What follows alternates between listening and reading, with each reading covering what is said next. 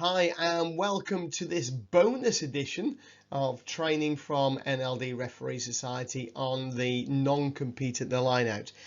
This is just very specifically about this topic to supplement September training, where we talked about a lot of things, but following some members' questions we thought we'd do this as a little bit extra for you. So looking at the line-out, first of all, we've got that horrible situation that the ball isn't straight. Everybody's got an opinion and everybody thinks that you're wrong as a referee, depending on what side of the fence they're on. So first of all, we're going to ask what is straight, and I suppose therefore what is not straight. It's a huge bone of contention, and you will get comments from the sideline and the players and the coaches all the time. Now, the first thing we want you to look at, so the first thing we need to ask ourselves is, has it passed between the shoulders of the front players, those at the front of the line-out?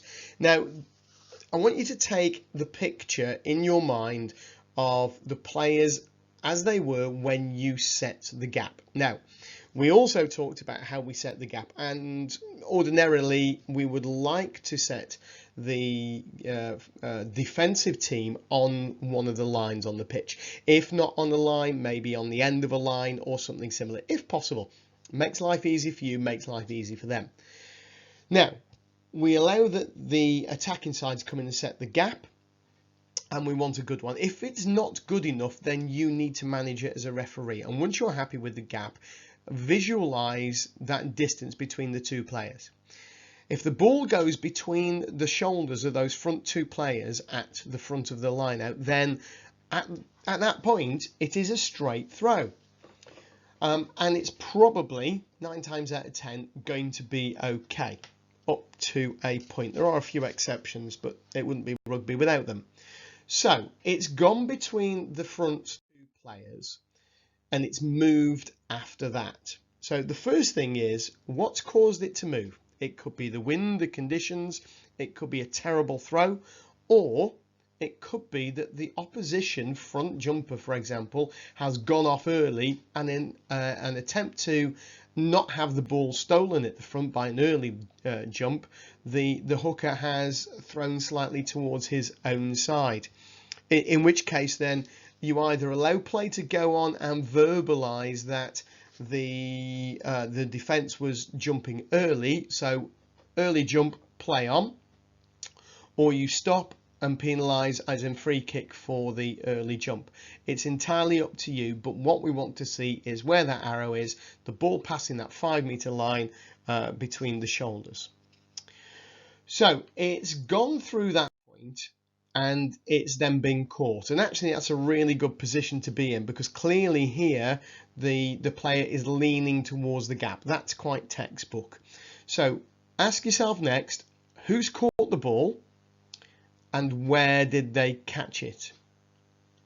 Now, there have been occasions where I've seen defence stealing the ball and still the defenders are shouting it wasn't straight, in as much as they don't think they have an advantage, which of course they do. So look, who caught it? Is it front man? Is it the middle pod? Is it the back pod? That's what you need to have a look at next, because whilst that one's okay, here's a slightly different one, and we're looking at the same things again. Who caught it and where did they catch it? Here it's above his head, but if you notice, that back pod has moved very slightly into the gap. So as long as you're okay with that situation, this is above head and it is okay. It is a straight throw. What about in this case though? Again, we ask the same questions. Who caught it and where did they catch it? Here, the ball is actually slightly outside, so the green players are leaning back out again, or the green catcher is. He's leaning back out towards his own players. So he hasn't jumped into the line or leaning into the line. He has gone up straight, but now he's got to lean towards his own players. Red want to compete at this point. So whilst there's a bit of a grey area here, and it's probably the only grey area we want you to look at in this process, the fact that red is next to them and they are trying to compete for the ball, that becomes the grey area, and this becomes the area where you have to make the decision, and it really is down to your interpretation rather than these tools that we're trying to give you. So then we've got the other situation as we've got here, which is the non-compete in the air. Now, the first thing is, if the defence does not jump, they are gifting the ball to the opposition. Unless the throw is horrendous and it's well towards their own number 9 or even further away, then we're going to let play continue, and we're going to do that by verbalizing no compete, play on. And that allows everybody to know what your standards are and what you're setting at that point. They don't start throwing their hands up in the air, hopefully, and waiting for you to blow the whistle because you've already told them to play on. Now, there's a few little considerations here. First of all, where have you set the gap? Are they closing it? What's the reason that it's not gone straight? Is it because of the wind or conditions, or is it a bad throw? So think about those things like we did before, but if the jumper does not go up, unless it is totally horrendous, it's no compete, play on. You've given the ball away, you've lost your rights to claim anything such as a not straight. So here in this picture, there is a competition for the ball and the defence does jump. But where's that competition? You've got front pod versus back pod. So you've got to ask yourself, okay, it may not have been straight. If it was it straight at the point that the light blue players went up? If it was straight at that point and they missed it, then play on. If it wasn't straight at that point, then that's where you need to make a decision. Now, you've also got to look at the timing of the jump, because if the blue players at the front went up early, then most hookers will throw the ball towards their own side because he's gone up early. And you have to decide whether that throw was there because of the early jump or just because of a poor throw. So again, it's worth verbalizing. If the defense does go up, but they go up early, you shout early jump, play on. Or if it's really horrendous or the throwing inside don't get the ball, that's when you would free kick that. The first offence is the early jump. So the first thing to ask yourself before you go through all that is, has it really affected the competition? So light blue go up early, hooker throws it slightly crooked to the hoops, hoops catch it, play on. If you've been to Buxton, you'll know that you will have all 4 seasons and 8 different weather patterns in one game. So have a look at the conditions and be sympathetic to these. Be sympathetic to the skill and the age and the ability of your players as well. Are the conditions affecting the throw? Is it windy? Well, there's a few things that you can do to help, and one of those is to set a big gap. And this is where we would encourage you not just to make a defensive mark or put defense online, but actually to make the gap a little bit bigger than usual and give 2 marks, one for the defense and one for the attack.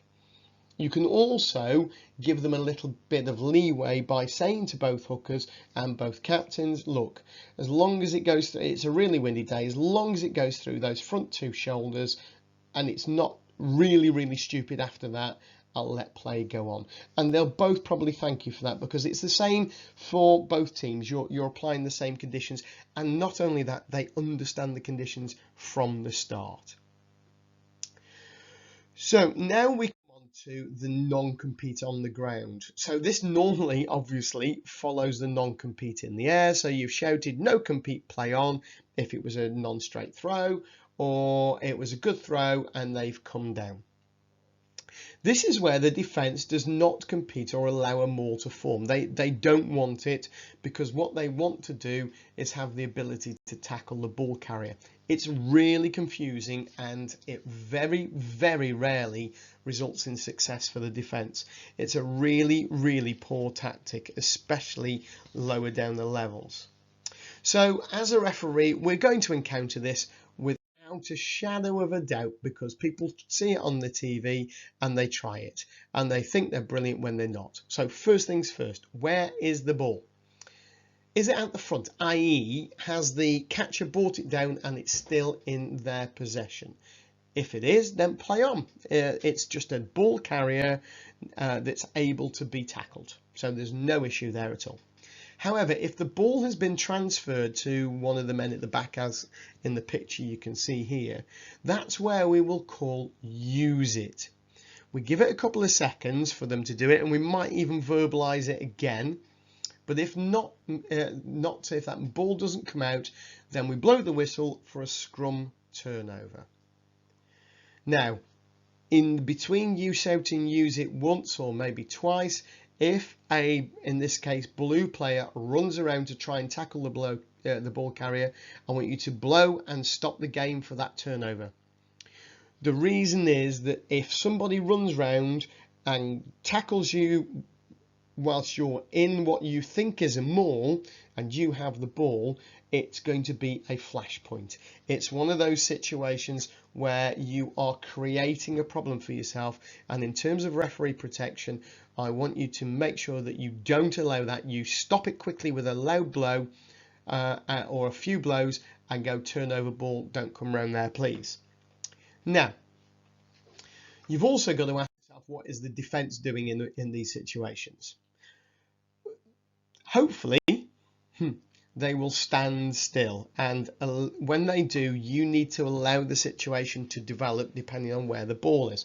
So if it's at the front, we allow it to develop. If it's already gone to the back, it's use it, let's play on.